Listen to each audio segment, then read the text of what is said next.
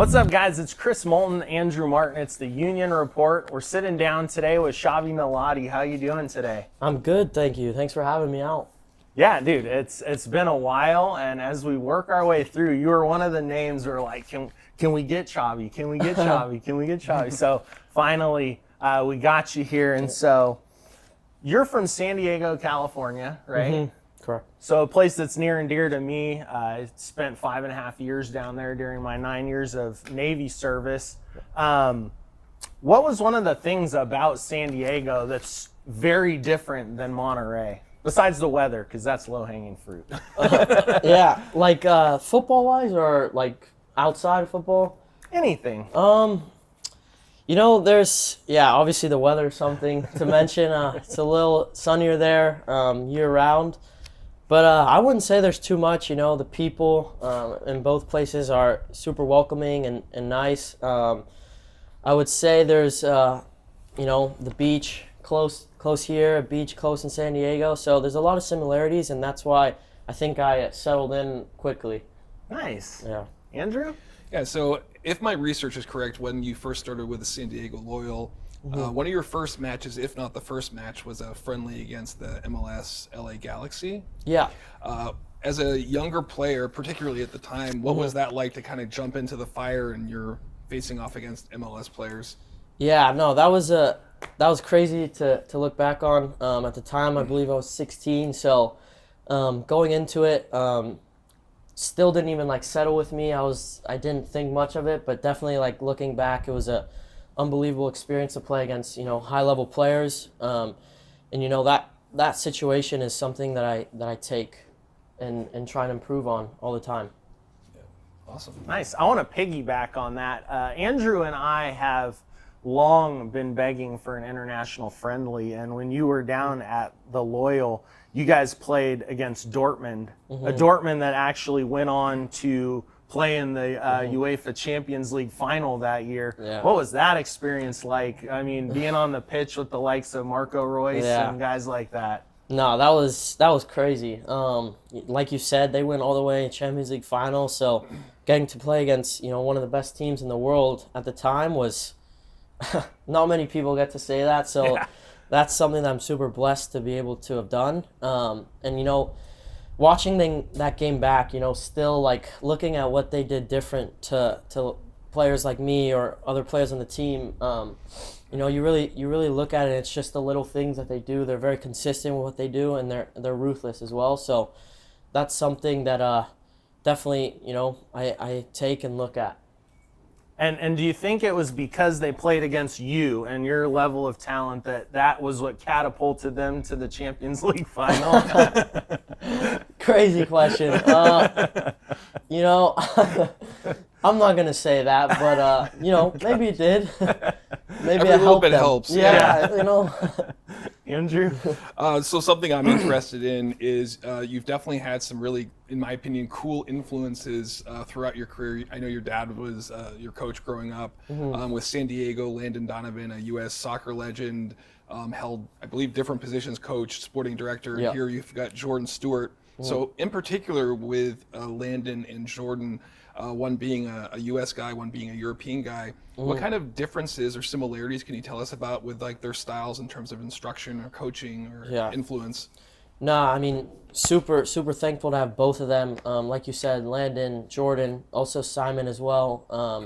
Having players like that, obviously starting with Landon, best American in history, and taking things from him on an everyday basis is something that pay close attention to. And then also Jordan, both of them had unbelievable careers, and I believe they'll have amazing coaching careers as well.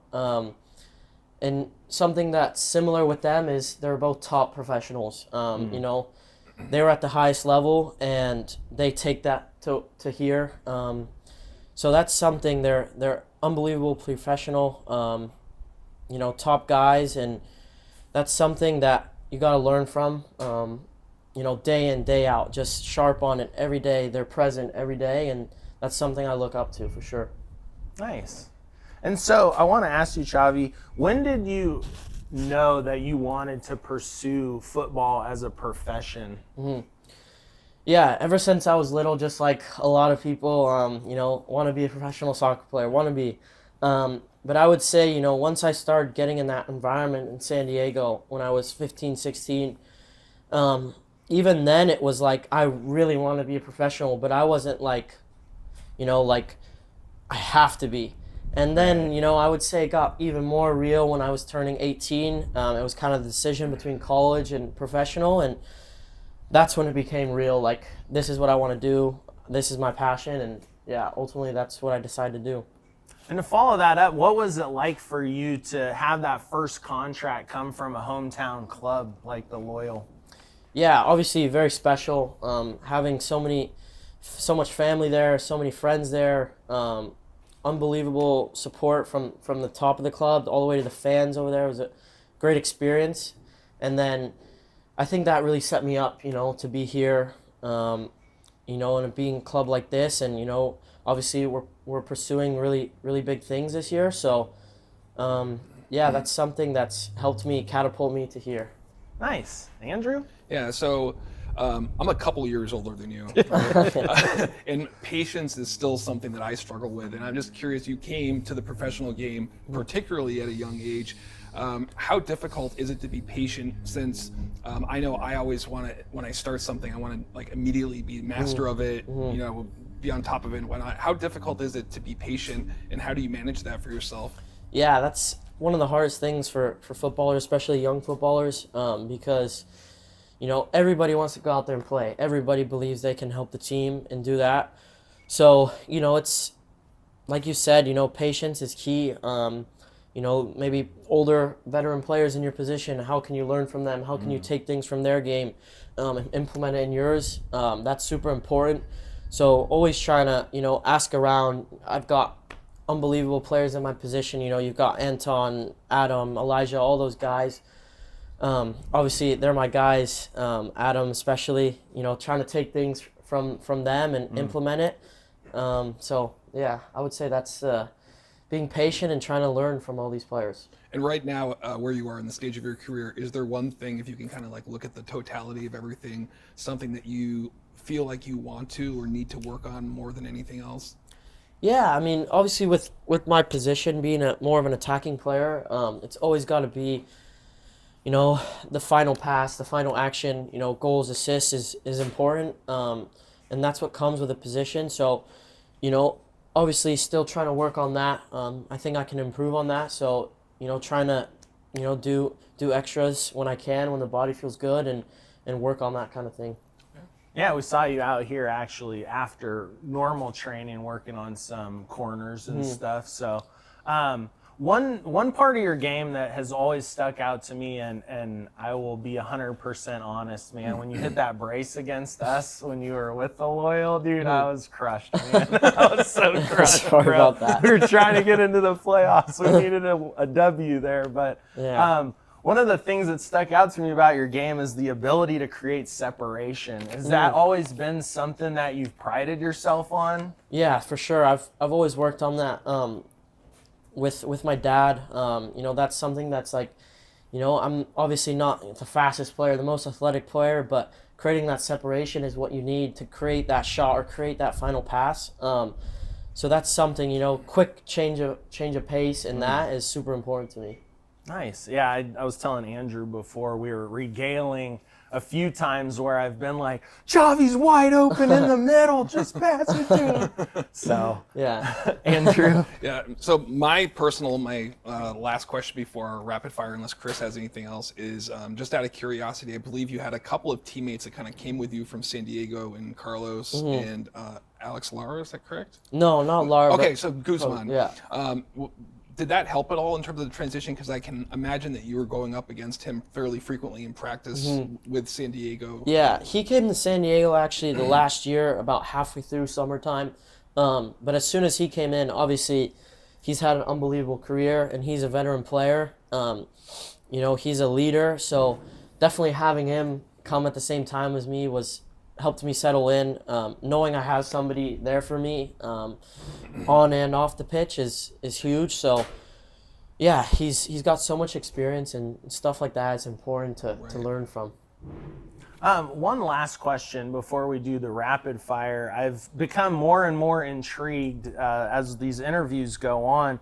Do you have a certain pregame routine or ritual that you do, from the food you eat, the special socks, or something like that? Not necessarily. I wouldn't say I have like a superstition kind of thing. But I definitely don't want to do anything out of the ordinary that I wouldn't do. So yeah, I'm big on routine. So keeping my routine is important to me. Going to bed at the same time, waking up around the same time, eating the right foods to help me perform, and also like staying loose throughout the day, not just laying in bed until 7 p.m. to kick off. So yeah, definitely keeping the routine is important. Okay. And so we're going to do our rapid fire. So I had time to think about these questions. So prepare yourself. First question. What's your favorite Thanksgiving side dish? Mac and cheese. Okay, mac and cheese. I like it. Andrew? What is one place that you really would like to visit, but you haven't so far? Italy. Anywhere in the world? Italy. Italy, okay. Okay. Your favorite movie quote? And if it has no. any profanity, please refrain. We're a family-friendly show.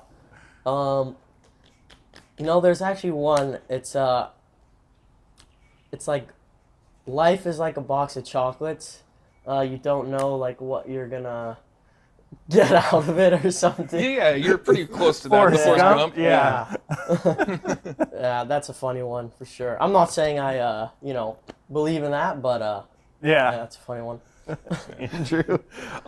Who would you consider the most influential person in your life?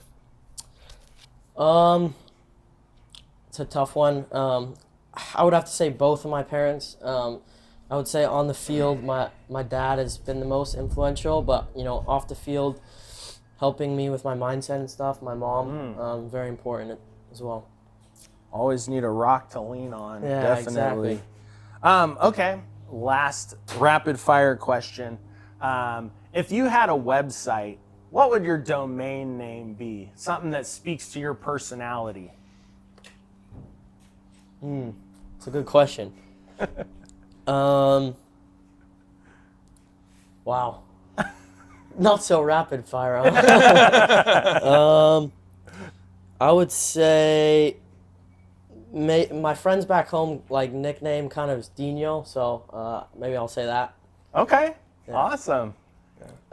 Well, I think that's all the time we have for today. We're super appreciating that you were able to make some time to come out and chat with us.